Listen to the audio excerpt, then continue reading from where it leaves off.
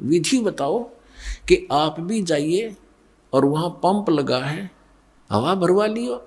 मैं अपने टायर से भर के अपना भी काम बिगाड़ोगे और अगले का भी। आशीर्वाद देते हो, किसी के सिर पे हाथ रखते हो। 1 रुपये की कमाई करी, 12 अन्य खत्म कर दिए, तो खाक रहा है तेरे पास।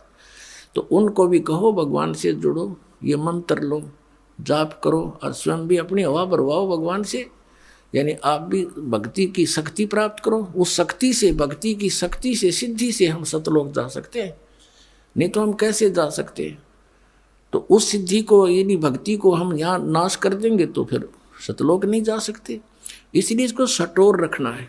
और यहाँ खर्चने के लिए आपको अलग से विधि दी जाती है जो प्रथम मंत्र है।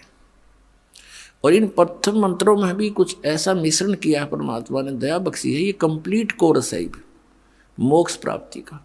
तो इसमें से भी आपका भक्ति अंश डिपॉजिट होगा, वो खर्च नहीं होता। जैसे पहले ये 5 नाम दिए जाते थे, जो अब आपको 7 दिए जाते हैं।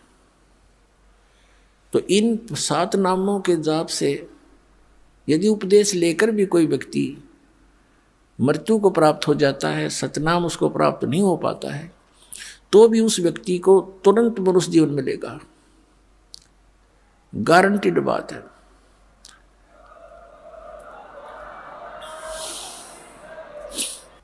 और फिर मनुष्य जीवन मिलेगा तो वो फिर कहाँ जन्म होगा?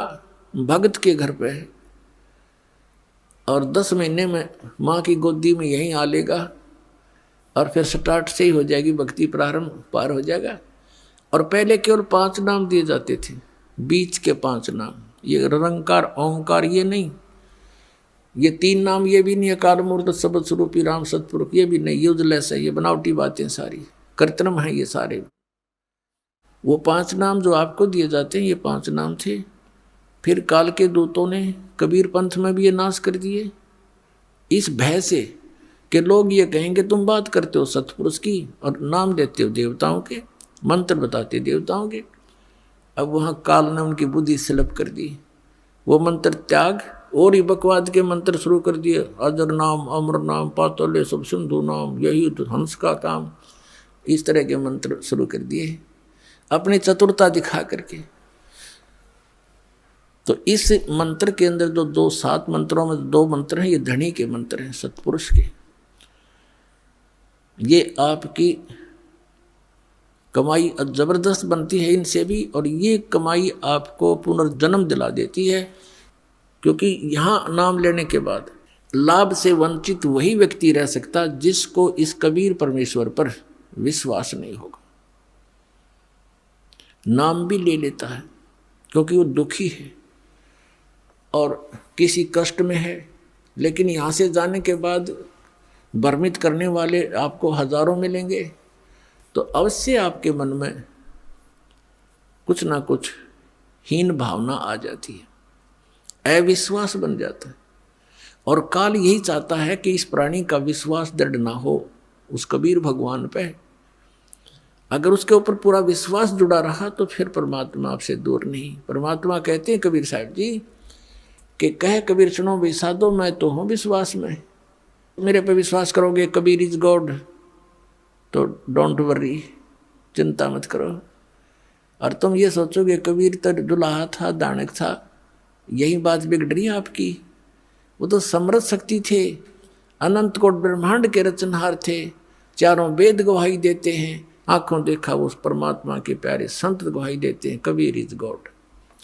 और पुण्यात्माओं, जिस कारण से पहले ये 2 मंत्र नहीं दिए जाते थे, क्योंकि इनसे मनुष्य जीवन भी अगर तुरंत मिल जाता तो आगे भक्ति मार्ग नहीं था और ना ही बताना था।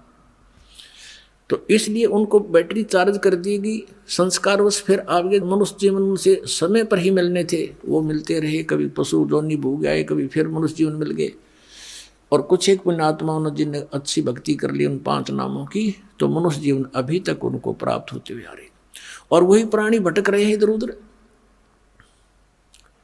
इन संतों के वही फंस गए जो पहले कबीर भगवान के साथ रहा करते थे, उनके द्वारा चार्ज थे। आज उनके पिछले पुण्य खूब हैं, अच्छी उनकी पोस्ट भी है, उनके गर्दन भी है, संतान भी है, लेकिन भगवान की पैदल चाह भी है।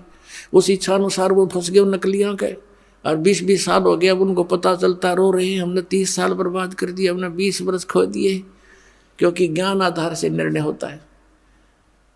अब उनका जो पूर्व जन्म की पुण्य थे वो नष्ट हुए, अब आपदाओं का दौर शुरू हो गया, वहाँ कोई समाधान हो नहीं रहा, फिर भटकने लगे इधर उधर, कोई मंदिर में, कोई कहीं पर, कोई किसी स्थान पर।